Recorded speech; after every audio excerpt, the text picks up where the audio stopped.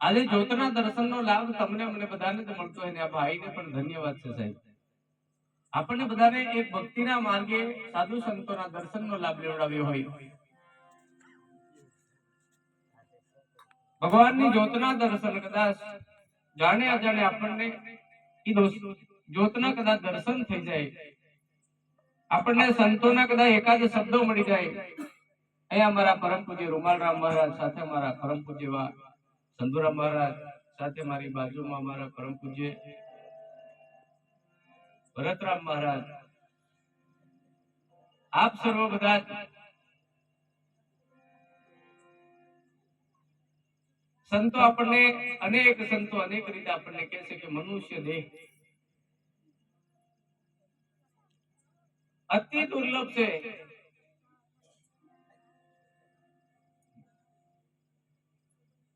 અને એ શરીર આપણને મળવું પણ મુશ્કેલ છે સાહેબ. આપણા જીવનમાં આપણને ભક્તિ કરવી.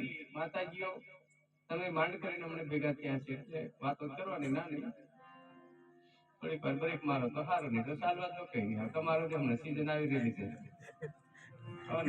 હમણાં નહીં આવજો માય કાલથી થઈ જાય ને આમ અહીંયા હાલે તેમને નહીં ફાવે ને ત્યાં હાલે હમણાં નહીં ફાવે. હા,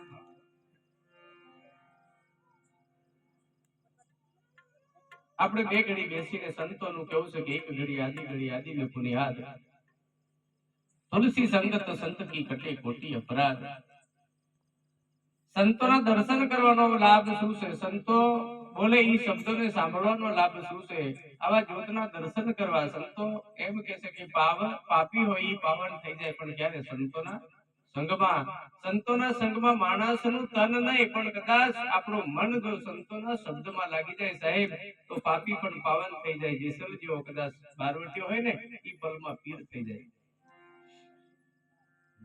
પણ ક્યારે આપણે ઠરીને બેસીએ. હું તો કહું ખાલી સભામાં બેસો એ શીખો ને સાહેબ, તોય પણ તમારું ભલું છે. એમ આપણે તો ભજનમાં જઈ કે લગ્ન ને જે ડાક માં જે રાખતા એમ રીતે બધા એમ નહીં. બેહવા ઘણો ખેદ છે. કઈ જગ્યાએ કેવી રીતે બેસવું આ પાઠ છે ને આજે ઈ પાઠ કદાચ આપણે આંગણે કદાચ પુરાયો હોય ને એ જ્યોતિના દર્શનનો આપણને લાભ મળતો હોય, એ પણ આપણે ભાગશાળી છે. કારણ સતયુગની અંદર પ્રહલાદ રાજાએ આ મહિમાને અપનાયો હોય અને એમાંથી 5 કરોડ ને તાર્યા હોય, પણ આપણે એને સમજવું પડશે.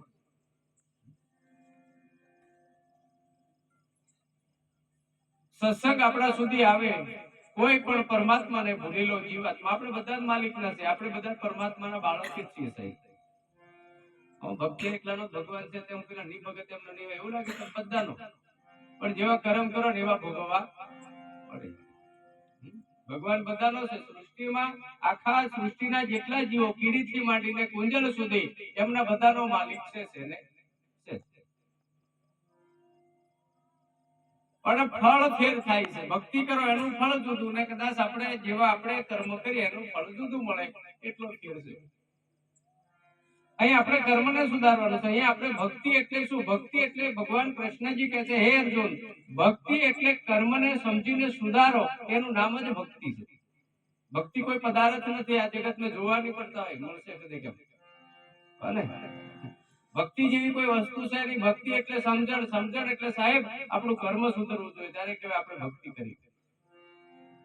ગમે એટલે ટીલા ટમકા કરી નીતિ ની હોય ભક્તિ કરી એમ કરીને મંગળિયા બાંધીને આપણે ફરિયાદ પૂજા મેળ પડવાનો.